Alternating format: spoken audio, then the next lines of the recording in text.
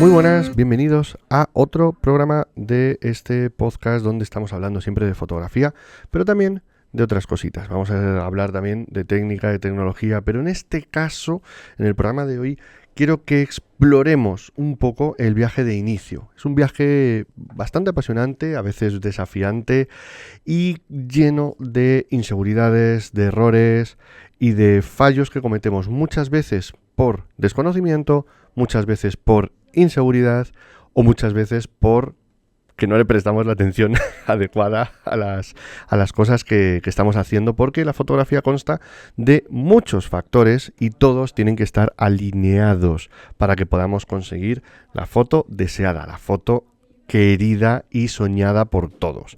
Entonces, bueno, todos hemos estado aquí. En el momento inicial, cuando empiezas con tu cámara, te aventuras a lanzarte al mundo, a capturar, a fotografiar gente, etcétera, pues todos cometemos errores, todos cometemos fallos. Siempre hay cosas que podemos ir mejorando y aquí es donde encontramos realmente el secreto de todo esto. Realmente todos los fallos, todos los errores que podamos cometer no son tales, sino son lecciones que vamos aprendiendo. Cada ajuste erróneo que tengamos con la cámara, cada fallo de composición, cada fotografía que no sepamos encajar o ajustar para crear un mensaje adecuado, va a ser un paso más, una guía hacia ese camino de comprensión, entendimiento y conocimiento de este arte y de esta disciplina fotográfica que como tal también pues es una disciplina artística, y en el arte no hay correcto ni incorrecto, hay muchas veces opciones que nos ayudan a reforzar o a transmitir nuestros mensajes de un modo más adecuado o más correcto. Entonces, bueno, sin más dilación, yo me he hecho una lista. A mí me gustan mucho las listas. Yo me he hecho una lista con esos errores más o menos comunes que muchos de nosotros cometemos al principio de nuestro camino fotográfico. Desde calibrar más la exposición, hacer una composición más torpe, no tener mucho control de nuestro equipo, de nuestra cámara. Voy a ir más o menos relatando esos caminos, esos procesos, para que podamos entenderlos, asumirlos y superarlos. Se trata simplemente de, muchas veces, ser consciente de lo que estamos haciendo mal o de lo que podríamos hacer mejor, en qué podemos mejorar y tomar nota para la siguiente opción y para la siguiente ocasión en la que podamos tomar de nuevo esa foto o salir de nuevo con nuestra cámara. Entonces, vamos a poner un poquito todo esto en consideración. Yo tengo la lista más o menos apuntada para relatar un poquito esos fallos. Ya os digo, lo voy a llamar errores, lo voy a llamar fallos, pero en realidad son parte integral del proceso de aprendizaje. No os preocupéis, no os agobiéis. Estos errores incluso os van a resonar a muchos de vosotros que no sois principiantes seguramente. Muchísimos fotógrafos con años de experiencia, yo mismo, incluso ya dedicándome a la fotografía a tiempo completo, caemos de vez en cuando en alguno de estos casos. No os preocupéis, no hay drama.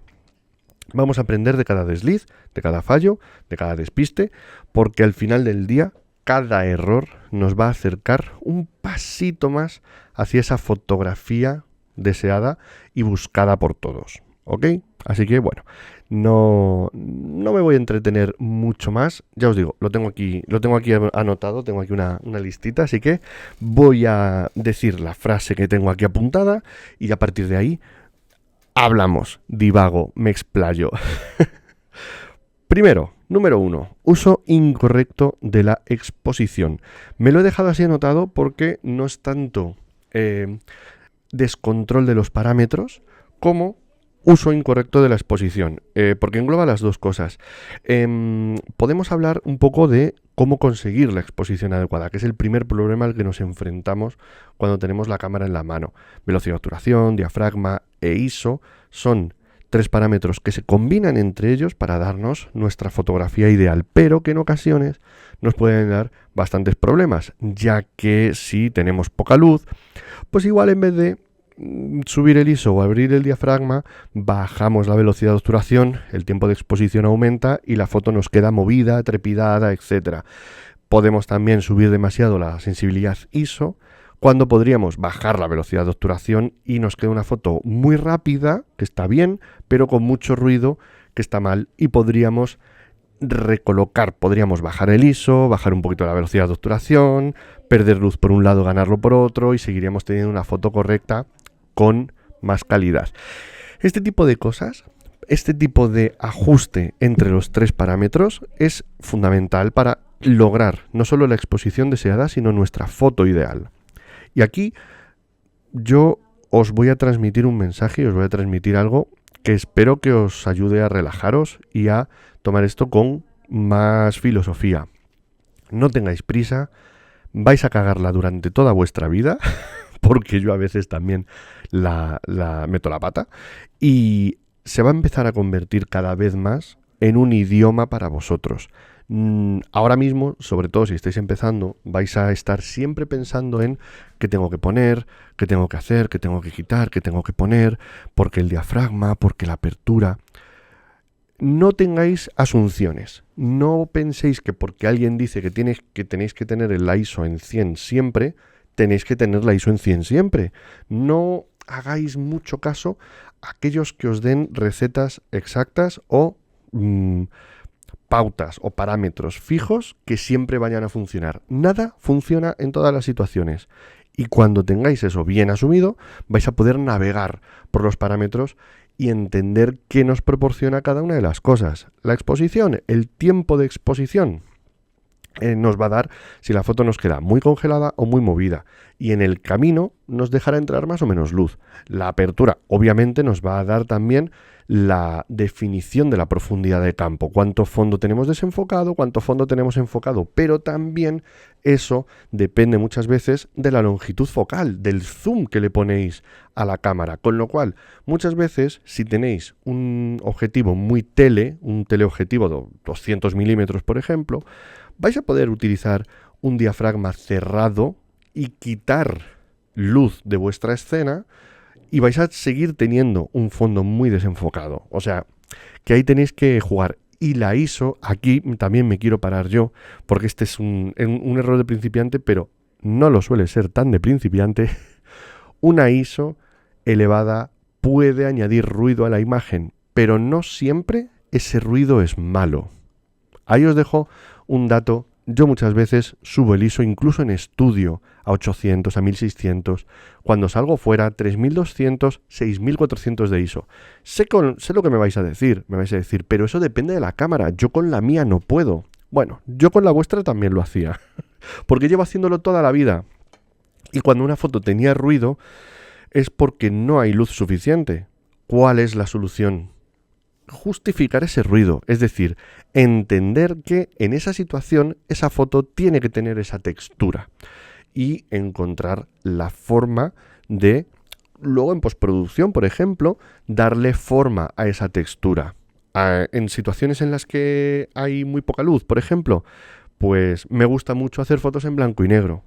Ese grano que añade el ruido a las fotos en blanco y negro le aporta una textura muy similar a la de la película analógica. Y eso ya te da también un cierto contexto.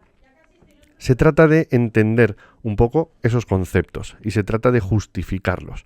Ante la duda también, y esto es un tip que os voy a dar muy importante y muy interesante, ante la duda, intentad siempre meter un poquito más de luz.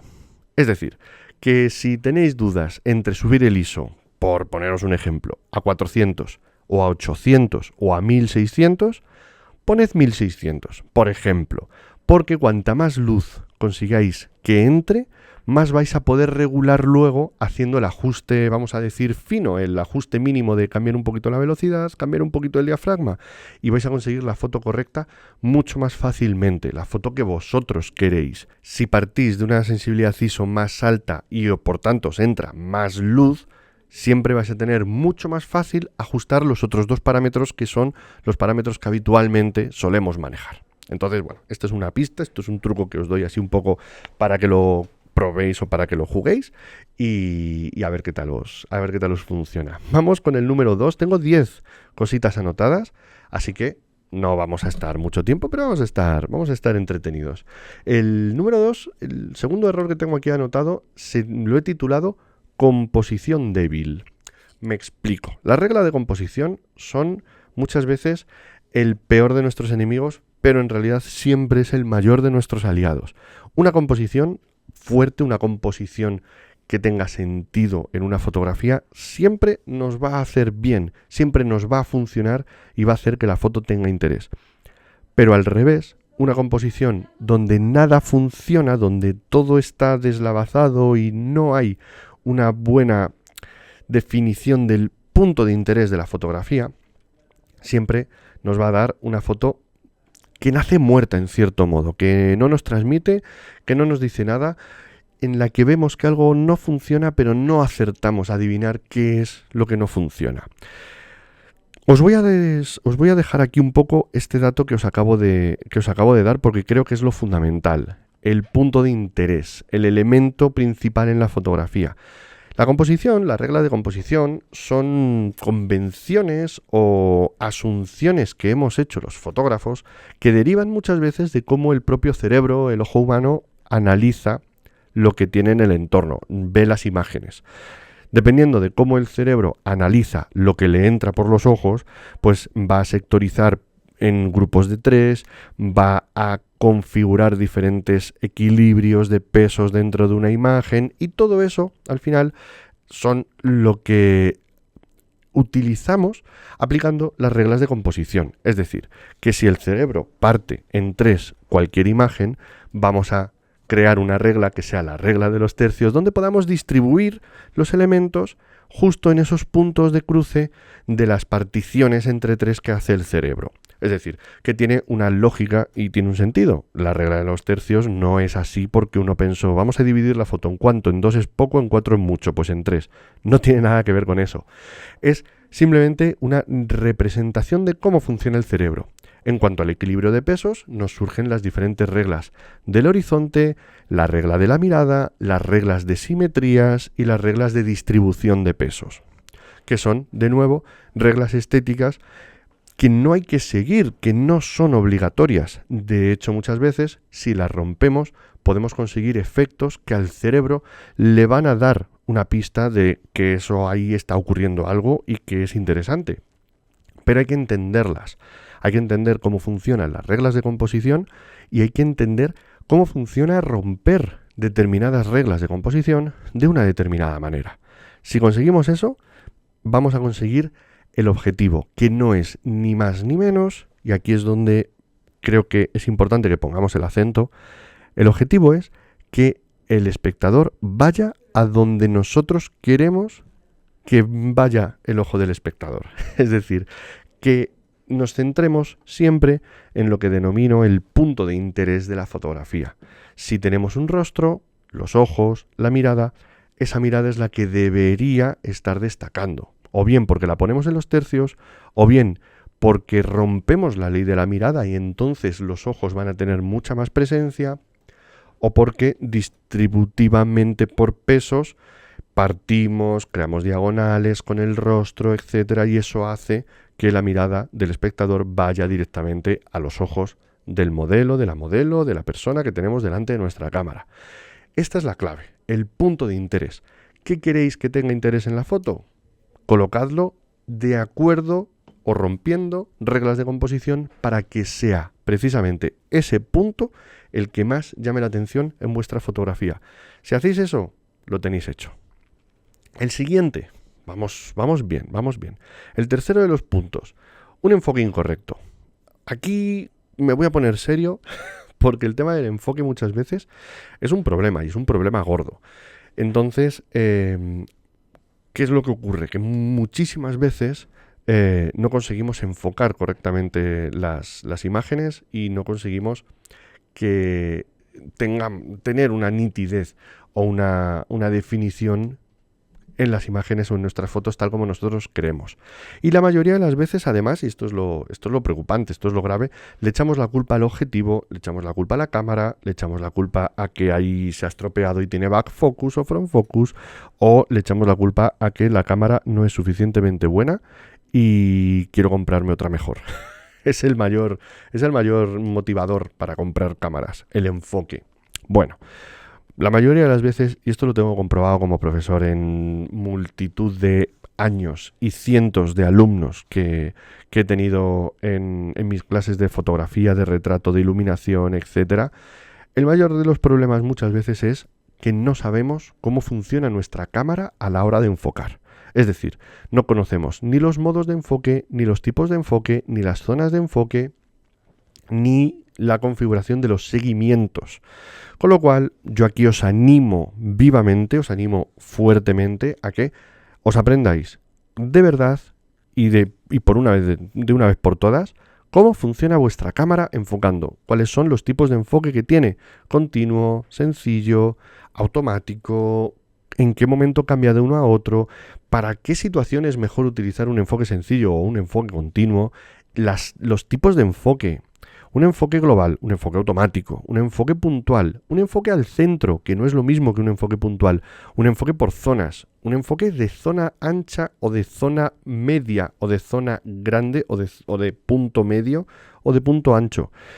Y sobre todo también los seguimientos. ¿Qué tipo de seguimientos hacen? Esta cámara hace detección de rostros, hace detección de ojos. ¿La detección de ojos funciona bien?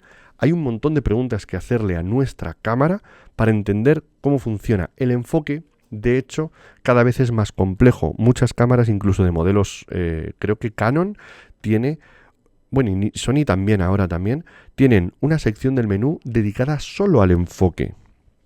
Con lo cual, los enfoques, ya os digo, en las cámaras actuales, sobre todo en las mirrorless, pero esto ya de reflex nos venía, los enfoques son muy complejos y en cada marca y en cada modelo cambian radicalmente.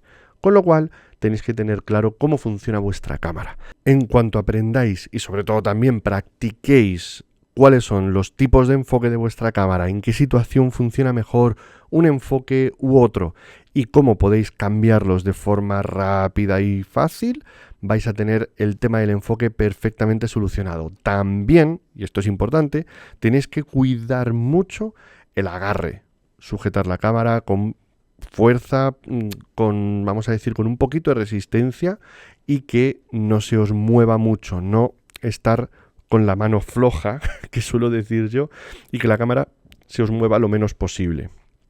Pero eso también depende mucho de cómo estáis tomando las fotos. Intentad siempre hacer fotos de un modo tranquilo, pausado, y si tenéis en algún momento la necesidad de hacer fotos con una velocidad mayor más rápidamente, subid la velocidad de obturación para evitar trepidaciones, porque muchas veces confundimos enfoque o desenfoque con trepidación, y no es lo mismo. Una foto ligeramente movida tiene el mismo look que una foto desenfocada, pero no son lo mismo. Así que también ahí tenéis que tener un poquito de cuidado para dejarlo afinado. El cuarto error que tengo aquí anotado deriva un poco de este concepto también de iluminación, que no es tanto exposición, sino iluminación. Yo tengo aquí puesto ignorar la luz o conformarte con la luz disponible. Esto de conformarte con la luz disponible yo lo tengo bastante asumido porque soy fotógrafo de estudio y siempre pienso en aplicar una iluminación individual, independiente para cada situación, para cada sujeto. Pero esto muchas veces no es el caso y cuando estamos empezando, cuando estamos aprendiendo, no tenemos una iluminación artificial casi nunca, con lo cual trabajamos con la luz disponible, con la luz que hay. Pero no os conforméis con la luz que tenéis en ese momento, en ese lugar, en ese instante, con esa persona. Quiero decir, a lo mejor donde estáis, la luz que hay es muy plana o es muy molesta, a lo mejor tenéis el sol directo. Pero si os vais a una zona de sombra que haya a 5 metros o a 10 metros de donde estáis, a lo mejor tenéis una luz mucho más bonita. Ese es el punto al que quiero llegar. Y eso es lo que quiero animaros a que hagáis, a que busquéis siempre la luz adecuada, estéis donde estéis, y no os conforméis con lo que hay en el sitio donde os habéis quedado. Buscad. Simplemente a lo mejor es cuestión de darte la vuelta y darte cuenta de que donde tienes el sol de frente, antes, ahora lo tienes de espaldas y tienes una luz mucho más bonita, mucho más agradable, con un contraluz que pega el sol directo, que realza mucho, pues a lo mejor el pelo que tiene la persona. esa clave es vital y fundamental, que busquéis el hueco, el espacio y el lugar. A lo mejor a la hora que habéis llegado todavía es pronto, pero si dejáis que el sol caiga un poco vais a encontrar una hora azul, una hora dorada, súper bonita y muy llamativa para lo que queráis hacer. O a lo mejor habéis llegado tarde y es mejor que dediquéis el día a pasear y a localizar y al día siguiente lleguéis con un poco más de tiempo, el sol esté un poquito más bajo o un poco más alto incluso y podéis conseguir la foto que queréis. Paciencia, mirar y sobre todo no conformaros con la luz que hay, porque si tenéis la sensación de que algo está fallando, es muy posible que sea precisamente esa luz que os ha encontrado a vosotros. Aprended a buscarla para encontrar vosotros la luz en vez de dejar que ella os asalte, os ataque y os destroce vuestras fotografías. Tengo aquí el quinto error, que este es muy habitual también, muy clásico, muy típico, pero no por ello, en realidad, yo creo que no es menos importante. Yo lo he titulado edición excesiva o insuficiente. El retoque, el postprocesado, el aprender cualquier disciplina siempre hace que tengamos un proceso de aprendizaje, que tengamos que afinar el tiro un poco y en el camino pues siempre nos va a pasar que o retocamos mucho o que retocamos muy poco. La mayoría de las veces solemos retocar demasiado. Tenemos que pulir en cierto modo ese ojo visual y ese aprecio por las, ¿cómo lo digo? Ese aprecio por las sutilidades de los tonos, de los colores y de los retoques. La mayoría de las veces cuando aprendemos técnicas las sobrepasamos. ¿Aprendo a suavizar pieles? Hacemos pieles de porcelana. Pero también por el otro lado puede ser un error. Aprendo a retocar o a eliminar marcas o granitos y bueno, pues elimino los 3 más gordos, pero todavía quedan y la piel todavía se siente un poco más sucia, un poco más imperfecta, distraen mucho todavía los granitos. O eliminamos los granitos, pero no eliminamos la rojez que hay alrededor del granito, porque no tenemos todavía la destreza.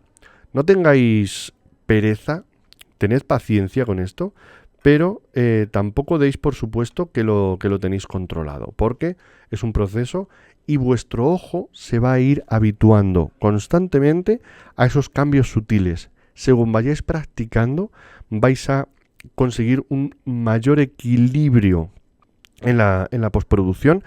Y sobre todo, este es un consejo que yo también os daría, que creo que es bastante importante, es que no perdáis la autenticidad. Que a menos que queréis hacer algo que se parezca mucho a una fotoilustración, a algo más irreal, más comiquero incluso, no os paséis, no intentad, en definitiva, a ver si encuentro la forma de decirlo correctamente, intentad que vuestras fotografías hablen de vuestras personas, que los retratos hablen de vuestros retratados, no de vuestra destreza retocando. Hay muchísimas disciplinas en las que esto no se cumple. Carteles de películas, por ejemplo, los retratos están excesivamente retocados. Hay algún tipo de fotografía, pues incluso más humorística o más cómica, en el que se excede mucho el retoque, la fotografía de fantasía, etcétera. Pero sí que tiene esas reglas. Pero, por ejemplo, la fotografía de moda cada vez es más realista, cada vez padece menos de ese exceso de retoque, y eso es algo que creo que va en favor de las propias personas que se ponen delante de la cámara. Entonces, intentad siempre pulir para detectar, que esto es lo más importante en retoque, hasta dónde tenéis que llegar. Retocar es como beber, hay que saber cuándo parar, básicamente. Del siguiente error, más o menos ya hemos hablado un poco, pero voy a incidir de nuevo sobre esto. Lo tengo puesto en mayúsculas. No conocer la cámara. Apréndete tu cámara, por Dios te lo pido, nada más en la vida necesitas que eso. Si no te familiarizas con tu equipo, con las opciones que tiene, con lo que es capaz de proporcionar, con cómo maneja los parámetros, cómo gestiona el ruido, cómo podemos configurar el enfoque, los perfiles de color, cómo cambiar, fíjate qué tontería, cómo poder cambiar rápidamente la cámara para enseñarte una fotografía en blanco y negro. Si tú realmente has pensado que quieres hacer esa fotografía en blanco y negro, pues desde la cámara poder hacerlo y poder ver el resultado en blanco y negro te va a ayudar enormemente, pero tienes que tener facilidad para hacerlo rápidamente. Muchas veces, cuando no hemos aprendido a conducir un coche, le preguntamos a la gente, oye, ¿cuándo necesitas cambiar de marcha? Y hay una respuesta que a los que no nos habíamos sacado el carnet en su día, lo preguntábamos y nos contestaban, nos daba mucha rabia. Y la respuesta, los que conducís la sabéis, es que el coche te lo pide. Pues cuando el coche te lo pida, bueno, pues la cámara te va pidiendo cosas y también hay que escucharla. Cuando la foto queda muy oscura, sabemos por qué es. Cuando la foto queda muy clara, también. Cuando tiene poco rango dinámico o están las sombras muy empastadas, también podríamos saber por qué ocurre. Cuando la cámara desenfoca o no termina de enfocar, deberíamos saber por qué no está enfocando. Y tener mucha personalización de la cámara. Me explico. Casi todas las cámaras de fotos tienen botones personalizables y muchas veces no los configuramos. Ayuda mucho configurar esos botones. Poner, por ejemplo, algo que haces mucho como pues, cambiar el balance de blancos. Pues ponlo en un botón configurable y lo vas a tener rápido. Activar o desactivar el flash. Pues ponlo en un botón. Configurar un filtro de película, que en Fuji, por ejemplo, los filtros de película en las cámaras de Fujifilm son maravillosos. Pues poder cambiar los filtros de película. Poder cambiar el tipo de enfoque de sencillo a continuo. O en la zona de enfoque de general a puntual. O de detección al ojo, activarlo o desactivarlo. Yo qué sé, cualquiera de esas cosas. La configuración de RAW a JPG, por ejemplo. Los modos de grabación de vídeo. Si tienes ese conocimiento técnico, no es que tus fotos vayan a ser mejores, pero es que tus fotos van a ser mejores, porque tú vas a ser mejor haciendo esas fotos con el problema de tu cámara resuelto. Porque cuando conoces tu cámara, sabes perfectamente qué hacer con ella. Pero es imprescindible que sepas utilizar tu cámara. Cuando te compres una cámara nueva, píllate el manual de instrucciones, que a lo mejor no te viene en la caja, pero que te lo puedes descargar de la página web del fabricante, y tírate toda la tarde leyéndolo con la cámara en las piernas. Y vas tocándola, y vas configurándola, y vas guardando toda la configuración en uno de los presets que tiene tu cámara. ¿Sabías que tu cámara tiene presets o bancos de configuración? Casi seguro que lo tiene, y no lo sabías porque no lo has mirado en el manual. Eso te va a ayudar además siempre, lo de los bancos de configuración, a tener una configuración por defecto de la cámara. Según la saques de la mochila, si has estado tocando cosas, vuelves para atrás y lo tienes hecho. Entonces es súper importante que conozcáis vuestra cámara y también que la tengáis siempre configurada a vuestro gusto y a vuestra necesidad para poder trabajar rápido con ella. Si vais rápido con vuestra cámara, no pensáis en la cámara, pensáis en lo que hay delante de vuestra cámara, que es, a fin de cuentas, lo importante. Error número 7 que yo tengo aquí apuntado. Este es uno de mis favoritos, pero es muy complejo. Sobre este podríamos hacer un podcast. Lo he titulado Falta de creatividad. Al final, nosotros podemos aprender todo lo que queramos, pero siempre vamos a tener un problema y es ¿y qué cuento? ¿Y qué hago? ¿Y cómo lo hago? ¿Y cómo le doy una vuelta a esta idea que se me ha ocurrido? Los bloqueos creativos. Yo he tenido bloqueos creativos. En mi canal de YouTube he hablado profusamente sobre bloqueos creativos. Cómo encontrar inspiración, cómo desarrollar un estilo personal. Hay muchísimos fotógrafos que dedican años enteros de investigación a esto y hay muchos fotógrafos que tienen cursos que no son técnicos, que son de creatividad y enfocan todo su, vamos a decir, toda su carrera docente, toda su experiencia formativa, precisamente a ayudar en la creatividad a fotógrafos o artistas. El mundo de la creatividad y de la inspiración o del arte es un mundo fascinante, maravilloso y lleno de autodescubrimiento, pero también de frustraciones, de miedos, de inseguridades, porque a fin de cuentas cuando estamos trabajando nuestra creatividad estamos también un poco mirándonos hacia adentro y muchas veces nos encontramos cosas que no nos terminan de gustar. Pero realmente creo que es un camino que es muy satisfactorio de transitar a largo plazo y realmente es lo que marca el estilo y lo que marca vamos a decir, la calidad de cada fotógrafo real. Lo importante de una foto no es la calidad de imagen que tenga, la calidad de una foto es el mensaje que transmite y cómo nos llega. Y para eso también tenemos que trabajar un poco las inspiraciones, las referencias, las influencias y los métodos y los procesos creativos que nosotros usamos. En ese sentido, yo os puedo animar a que os dejéis mucho llevar por vuestras inspiraciones y por vuestras influencias, que os dejéis empapar y emocionar con películas, con fotógrafos, con pintores, con músicos, con todo tipo de artistas y que aprendáis a amar el arte por el mero hecho de existir y de disfrutar de la belleza por la belleza, el arte por el arte, la música, el cine, todo nos puede inspirar y recoger esas inspiraciones, asumirlas e interiorizarlas es lo que va a hacer en último término que nuestra creatividad pueda surgir y que podamos tener ideas, inspiraciones y que las musas vengan a vernos. Las musas solo van a venir a vernos cuando estemos trabajando, pero ese trabajo podemos haberlo hecho previamente o lo podemos estar haciéndolo en ese mismo momento, pero hay que hacerlo. Así que si os consideráis además fotógrafos técnicos o pensáis que no sois creativos o que vuestra fotografía no es creativa, dadle una vuelta, dadle una segunda pensada porque es muy posible, prácticamente seguro, que os estéis equivocando y que os estéis perdiendo cosas por el camino. Realmente aquí es donde creo que muchos podemos fallar porque nos limitamos a la parte técnica y hay muchísimo más allá, sobre todo también incluso pues abrazando los errores. Estos errores de los que estamos hablando también. Vamos a hablar del octavo, vamos a hablar del número 8, que aquí lo tengo anotado, se titula No prestar atención al fondo. No crear un ambiente, en definitiva, también lo podríamos haber titulado. Nosotros siempre que estamos haciendo una foto, yo soy fotógrafo de retrato, cada vez que estoy haciendo una fotografía de retrato, yo estoy fotografiando dos cosas. Y esto es así, siempre estoy fotografiando dos cosas. A la persona y al fondo en el que se encuentra. Ya sea en exteriores o ya sea en estudio, siempre estoy fotografiando a la persona sobre un fondo.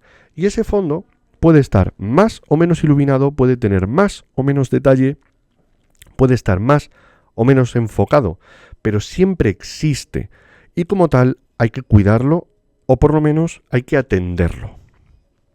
En estudio realmente es fácil, pero siempre solemos pecar de no prestarle atención, de no atenderlo. Yo en mis clases insisto mucho sobre este punto. Estamos fotografiando dos cosas, estamos iluminando dos cosas. Pues vamos a iluminarlas, pero vamos a iluminarlas de forma consciente. Si ponemos una luz al sujeto, vamos a pensar qué luz queda sobre el fondo. ¿Lo queremos más claro? ¿Lo queremos más oscuro? ¿Lo queremos de un tono? ¿Lo queremos de un color? Los fondos claros siempre nos van a transmitir más positividad, más optimismo, más alegría y una, en cierto modo, relajación, una neutralidad. Los fondos grises, los fondos ya más oscuros, nos van a aportar drama, contraste, pero también sofisticación y elegancia. Y un fondo negro siempre nos va a dar mucho contraste, mucha tensión, pero también mucho glamour si sabemos cuidarlo y sobre todo si el sujeto tiene luz suficiente. Así que pensad siempre, primero si estáis en un estudio, qué gradación, qué fondo queréis que tenga vuestro sujeto dependiendo de la emoción que queráis transmitir o de la personalidad que queráis aportarle a esa persona en ese momento concreto. Y si estáis en exteriores, pues también lo mismo, porque un fondo que llame mucho la atención va a competir en atención con vuestros sujetos, pero también un fondo que tenga mucha luz. Buscad la forma de hacer que vuestros fondos también, pues a lo mejor tengan menos exposición, tengan menos luz, para que el sujeto pueda brillar y resaltar del encuadre. Ahí es donde entraría, por ejemplo, el uso de iluminación artificial, de flashes, etc. Pero también aprendes a contextualizar. No siempre utilizar un F2 o un F1.4 y desenfocar el fondo al máximo es la solución. Hay ocasiones en las que queremos que el fondo esté desenfocado pero sea reconocible. Y un F4 o un F5.6 puede funcionar mejor que un F1.4. Con un fondo desenfocado pero entre comillas identificable, vamos a conseguir contextualizar. Y muchas veces jugar con ese tipo de composiciones, es decir, establecer, le da un golpe al... Dentro de las reglas de composición, los elementos, con la ventaja de que siempre vais a tener un elemento que destaca, que es el enfocado. Si desenfocáis un poquito el fondo, vais a poder utilizar los elementos del fondo como elementos compositivos, pero a la vez no van a llamar la atención porque están desenfocados, con lo cual vais a jugar con esa doble capa de interés, que en composición también es súper interesante de utilizar. ¿Os acordáis antes que hemos hablado de la composición de Bill? Pues eso. El noveno, ya estamos casi terminando. Estoy yendo muy rápido porque no quiero que este programa me quede muy largo en realidad, pero si necesitáis volver a escucharlo, pues, o que lo hablemos más tranquilamente, podríamos centrarnos en cada uno de estos temas y ahondar y profundizar muchísimo más. Pero bueno, de momento sí que lo quiero dejar aquí. Si queréis, en los comentarios de YouTube, de iVoox, y creo que en Spotify también se pueden comentar cosas, indicad lo que más os ha resonado o en qué sentís que falláis más o que necesitáis mejorar más, y le podemos dedicar un programa a ese punto en concreto, ¿de acuerdo? O sea que los comentarios son vuestros y la cajita de comentarios, tanto en YouTube como en iVoox, como en Spotify, me lo estoy inventando a lo mejor. Decidme, si en Spotify se puede comentar, ponedme un comentario en Spotify. Hola, este comentario te lo pongo desde Spotify. Porque es que no lo sé. El noveno de los errores que tengo aquí anotados, este también es importante, pero no es tan fotográfico, aunque en realidad sí que lo es. Lo he llamado falta de planificación. Sería algo así como hacer las fotos según se nos ocurren sin pensar. Si nosotros, os lo he comentado antes con lo de la luz disponible, si nosotros antes de ir a un sitio a hacer fotos nos acercamos un par de días antes y vemos qué lugares pueden ser interesantes para hacer fotos, estamos mucho más concentrados, pensamos mucho mejor y no vamos con la urgencia, con la prisa y con esa energía, ese ardor guerrero que tenemos de querer hacer fotos. Podemos pensar más tranquilamente, podemos visualizar mejor qué sitio es más adecuado o incluso qué hora del día es más adecuada. Localizar, planificar la sesión nos va a ayudar muchísimo, porque también nos va a ayudar a prevenir posibles necesidades, como por ejemplo, imaginaos, oye, este sitio es súper bonito, pero a lo mejor un flash me vendría bien. O este sitio es súper bonito y a esta hora la luz es fantástica, no necesito traer un flash. Eso os va a ayudar a llevar un flash si lo necesitáis y no quedaros sin él y perder la foto, o a no llevar un flash si no lo necesitáis y ahorraros el tener que andar cargando con un flash todo el día por ahí. Así que la anticipación de las condiciones de iluminación, la anticipación de las necesidades espaciales o de hora para conseguir una luz adecuada, e incluso las necesidades de qué día hay menos gente en la calle, o qué ropa tenemos que comprar, o qué maquillaje necesitamos, o si esta ropa me viene genial con esta modelo con el pelo mojado, pues tendremos que prevenir un secador o una toalla. Ese tipo de cosas son fundamentales para asegurar el éxito en una sesión fotográfica, y si no las adelantáis vais a sufrir mucho y además vais a sufrir sin necesidad. Así que cuidad mucho, o cuidad por lo menos mínimamente, la planificación para ese tipo de cosas y que no supongan un escollo, un problema o una fuente de frustraciones que hagan que vuestra sesión de fotos, bueno, salga bien, pero no salga como vosotros queréis. Y en este punto Fallamos todos bastante, ¿eh? Fallamos todos bastante. Yo personalmente fallo bastante muchas veces, pero ya estoy empezando a mejorar esa planificación. El último de los puntos, este es más delicado, y aquí sí que también me voy a poner serio, porque hablaríamos de, lo tengo aquí, compararse constantemente con otros. Incluso voy a jugar un poquito más, comparar tu interior con el exterior de los demás. Me explico. Tendemos mucho a compararnos constantemente con otros fotógrafos. Vivimos en un mundo en el que todo el mundo publica imágenes, todo el mundo tiene perfil en Instagram, tiene perfil en redes sociales, está compartiendo su trabajo y cualquier oficio creativo siempre tiene ese pequeño hándicap de tener que convivir con nuestra propia expresión personal y con la de los demás. Entonces es muy difícil evitar compararnos.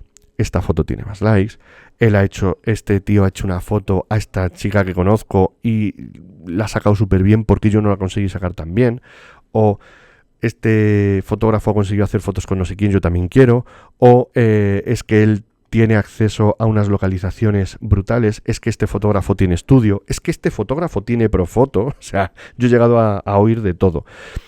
Y muchas veces lo que comparamos es el exterior de los demás, es decir, esta persona ha conseguido unas localizaciones fantásticas. A lo mejor trabaja de conserje en esa localización, no es fotógrafo y tú sí, pero gracias a que él trabaja como conserje tiene acceso a esa localización y tú no tienes acceso porque tampoco a lo mejor has pedido permiso, porque a lo mejor te lo darían. Pero sin embargo, tú como fotógrafo estás en un escalón en un escalón superior porque tú te estás dedicando a ello y él todavía es conserje. No sabemos a lo que me refiero, pues me he inventado aquí un ejemplo porque me lo he inventado. No sabemos cuál es la circunstancia y la situación de cada persona, de cada fotógrafo y de cada fotografía. Pero sin embargo nosotros siempre vamos a poner por delante nuestro propio esfuerzo, nuestra experiencia y nuestro sacrificio. Y lo vamos a poner en comparación con el resultado final que vemos de gente de la que no conocemos ni su camino, ni su dedicación, ni su sacrificio. Y eso es terriblemente injusto para nosotros. No podemos comparar nuestro interior con el exterior de los demás, porque siempre vamos a salir perdiendo. Además, y este realmente también es un punto muy clave, la fotografía no es una competición, la fotografía no es un concurso, la fotografía es un arte. Y como todo arte y como toda disciplina o forma de expresión artística, nunca hay mejores ni peores. Hay siempre favoritos. Hay gente que te gusta más y hay gente que te gusta menos. Hay gente con la que conectas más y hay gente con la que conectas menos. A mí jamás se me ocurriría decir que Beethoven es mejor que Mozart. Pero con Beethoven quizás conecto más y a mí Beethoven me gusta más que Mozart. Vamos a irnos a algo más actual. Beatles y Rolling Stones. O, yo qué sé, te podría decir, Rosalía y Zetangana, por ejemplo, Rosalía y Bad Bunny. Pues por ejemplo, pues a mí me gusta más Rosalía, pero eso no quiere decir que sea mejor que Bad Bunny. Yo también lo creo que lo es, pero me estáis entendiendo a pesar del chiste. Entonces, voy a irme ya a hablar serio y sobre todo a animaros a algo, que es, si no podéis evitar compararos, asumid que lo que estáis haciendo no es real, que la comparación siempre tiene que ser un modo de aliciente, una motivación para animaros a hacerlo todavía mejor, a buscar ese punto más de exigencia en vuestro trabajo y sobre todo que encontréis vuestro propio estilo, vuestra propia forma de transmitir, vuestro propio mundo, por así decirlo, vuestro ambiente, vuestra luz, vuestra creatividad y vuestra marca personal para conseguir que vuestras fotos sean lo que llama la atención.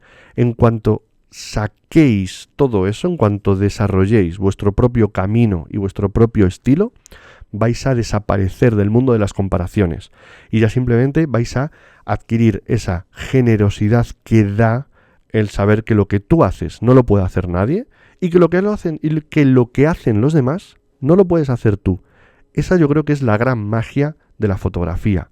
Dejarte influenciar, dejarte seducir por otros fotógrafos y a la vez mostrar tu propia visión y tu propio estilo con las mismas valoraciones. Tan valioso es lo que cuenta el fotógrafo que está aprendiendo como el fotógrafo que lleva años, porque ambos estáis mostrando vuestra propia visión del mundo. Y eso para mí es lo más importante. Así que no dejéis que las comparaciones os abrumen, os asusten o en cierto modo os impidan desarrollaros, porque eso lo que tiene que servir precisamente es de motivación. Bueno, 10 cositas, 10 truquitos, 10 detalles sobre los que me apetecía incidir, hablando un poco de fallos o de errores que cometemos, sobre todo principiantes, pero también muchas veces experimentados, porque al final todos, en cierto modo, terminamos siendo principiantes. Todos somos principiantes en algún momento de nuestra vida, pero todos seguimos siendo principiantes en el sentido de que seguimos aprendiendo, seguimos investigando y seguimos cambiando y mejorando como fotógrafos en base a toda la gente que nos rodea y en cómo nosotros también vamos cambiando nuestra mente, nuestra cabeza a lo largo de toda nuestra vida, de nuestra experiencia vital, que al final también la fotografía es un reflejo de nuestra experiencia vital. Pues espero que os haya resultado interesante. A mí, desde luego, me apetecía mucho comentar este tipo de cosas. Iré grabando algunos programas también en esta línea para ir también reflexionando un poco sobre este tipo de cosas. Si te ha gustado este tema o te gusta que tratemos estos temas, házmelo saber. Hay muchas vías. Estoy en YouTube, estoy en las redes de podcast, donde puedes escuchar esto también sin tener que verme la cara, que es una ventaja. Es broma. Y podéis mandarme mensajes y ponerme comentarios en el programa, en mi perfil, contactarme directamente por redes, por Instagram, por ejemplo, Garcifoto. Ahí vais a poder encontrarme siempre y, en definitiva, hacerme saber que esto que estoy haciendo para vosotros os aporta y tiene un sentido. Nos vemos en el próximo programa. Miento. Esta es una coletilla que de YouTube la tengo siempre. Pero bueno, me la iré quitando. Nos escuchamos. Nos escuchamos en el próximo programa. Muchísimas gracias. Pasad una semana feliz, haced muchas fotos y sed creativos. Hasta luego.